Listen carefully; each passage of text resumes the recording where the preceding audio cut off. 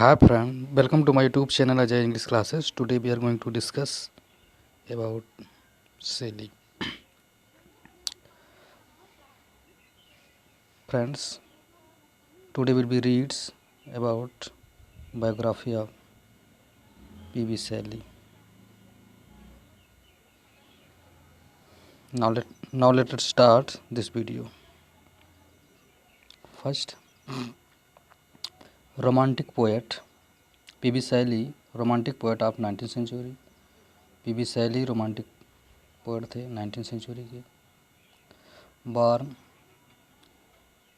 1792 at Harshamsex, sex England में इनका जन्म हुआ था. फादर टिमोथी शैली, ए wig member of parliament.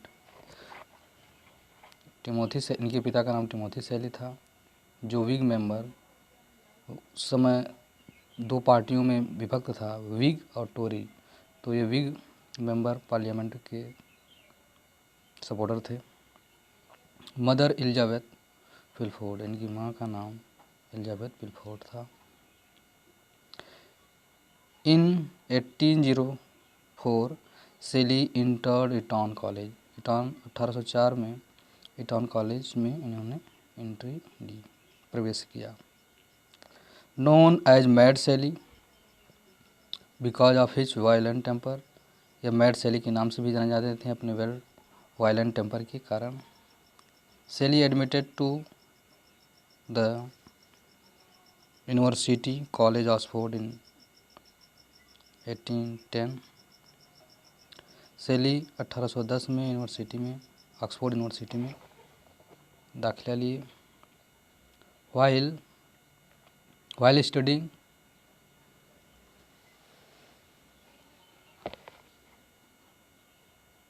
studying at Oxford, he met his fellow student Thomas Jefferson and become lifelong friendship.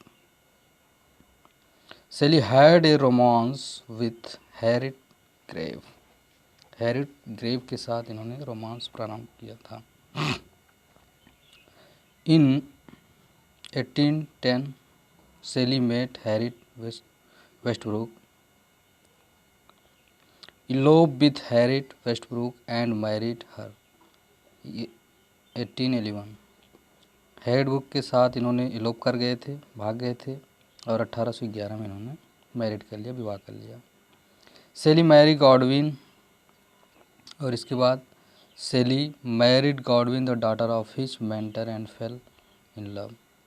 और बाद में शेली गॉडविन से विवाह कर लिए. The daughter of his mentor, उनके मेंटर की पुत्री थी, एंड फेल इन लव, उसके प्रेम में पड़ गए.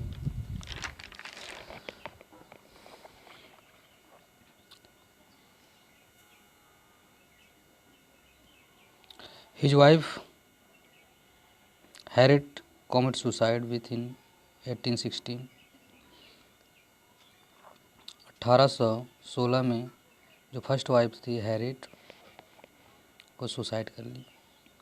इन 1816 शेली मैरिड मैरी गॉडविन, और इसके बाद 1816 में इन्होंने मैरी गॉडविन से शादी कर ली. In 1818 Shelley move to Naples where he wrote stanza written in dejection near Naples. In Rome, Shelley was in poor health, and he was suffering from nephritis and tuberculosis. John Keats, most important of Shelley. Next, Shelley invited John Keats to stay with him at Pisa. Shelley invite किए थे John Keats को ठहरने के लिए Pisa में, रुकने के लिए पिसा में. Shelley and followed William were sailing in a new boat. Sailing and Edward William were sailing in the new boats Don Juan in Livorno. Shelley and Edward William जो से नाव से यात्रा कर रहे थे न्यू बोट्स डनजुआन के लिए, टू डनजुआन से लिवोर्ना के लिए। डनजुआन कॉट इन स्टॉर्म, और डनजुआन से जब यात्रा के दौरान एक स्टॉर्म आ गया था, भूकंप मतलब तूफानी समुद्री तूफान उठा था द गल्फ ऑफ स्पेजिस में। आफ्टर 10 डे उसी में इनकी मृत्यु हो चुकी थी। After 10 days the dead body of सेली वाज रिकवर्ड। लगभग 10 दिन के बाद इनकी बॉडी को समुद्र से खोजा गया, निकाला गया। ए copy of Keats लामिया was recovered from the pocket of सेली। ए कॉपी ऑफ कीट्स ही एक लामिया पोएम की एक कॉपी सेली की पॉकेट से निकाला गया उनकी मृत्यु के उपरांत। हिज एपिटेफ उनकी कब्र के ऊपर लिखा था, taken from Ariel song the Tempest. Nothing लिखा था, nothing of him that death fade but death सफर,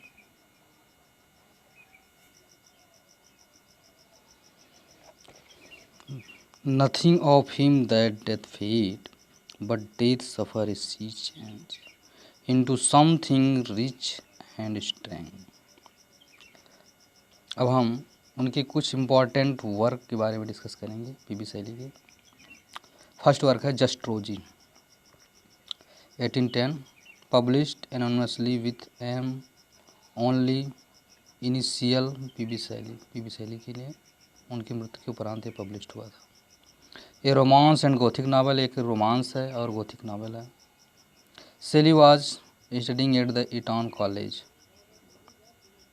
जब वो सेली ईटॉन कॉलेज में अध्ययन कर रहे थे उसी दौरान इसे लिखा था।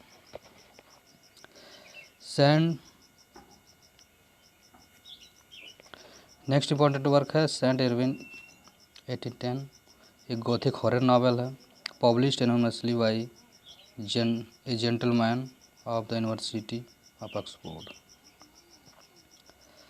थर्ड, क्यून मॉब, 1813 में लिखा गया, published a philosophical poem in 9 cantos में लिखा गया फिलोसफिकल पोएम है। First large work by PB शैली।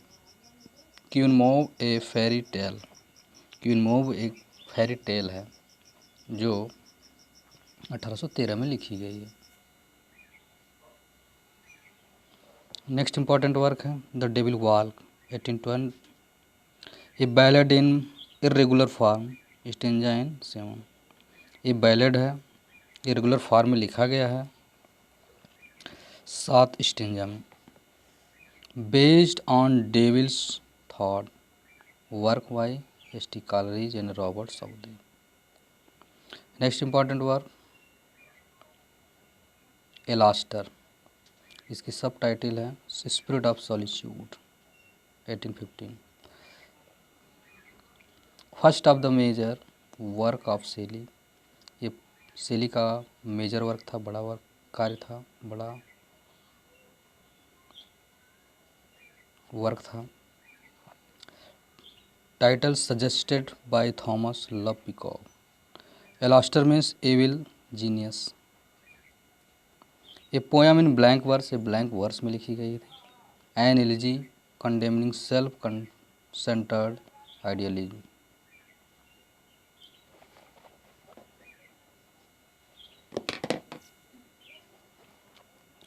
Next work hymn intellectual beauty, 1817 में। The poem is in the form of an ode, ये पोएम एक ओड के रूप में लिखी गई थी। Influenced by Wordsworth immortality ode, यह प्रभावित है वर्ड्सवर्थ की इमॉर्टलिटी ओड से। Next work Laon and Cythna, 1817, commonly known the revolt of Islam, commonly known ये जानी जाती है रिवोल्ट ऑफ इस्लाम के नाम से। The revolution of golden city and vision of the 19th century, complete title. The poem in 12 cantos, 12 cantos में लिखी गई। The poem is the Spenserian stanza, और स्पेंसरियन स्टेंजा में लिखी गई थी पोएम। अब नेक्स्ट वर्क है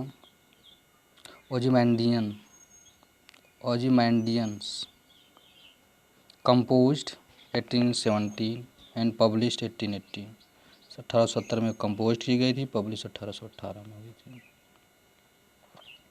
first published in examiner magazine में ये पब्लिश हुई थी सबसे पहले। इस सोनेट फॉर्म में पब्लिश की गई थी। नेक्स्ट वर्क है द सेंसी या चैंसी कह सकते हैं या Cenci, a tragedy in 5 act. A tragedy in 5 act, ये 5 एक्ट की ट्रेजिडी है। A verse drama in 5 act, a verse drama में लिखी गई 5 एक्ट में। रिटन इन रोम में लिखी गई है। इंस्पायर्ड बाय इटालियन फैमिली, ये इंस्पायर है इटालियन फैमिली के बारे में। ये रियलिस्टिक ट्रेजिडी है। कैरेक्टर इसमें है count and sensi. Friends, I hope you enjoy this video. If you are watching my video first time, please subscribe my channel and don't forget the thumb up like. Friends, आज हम Wordsworth की important biography अब next video में हम अध्ययन करेंगे। Thanks for watching this video.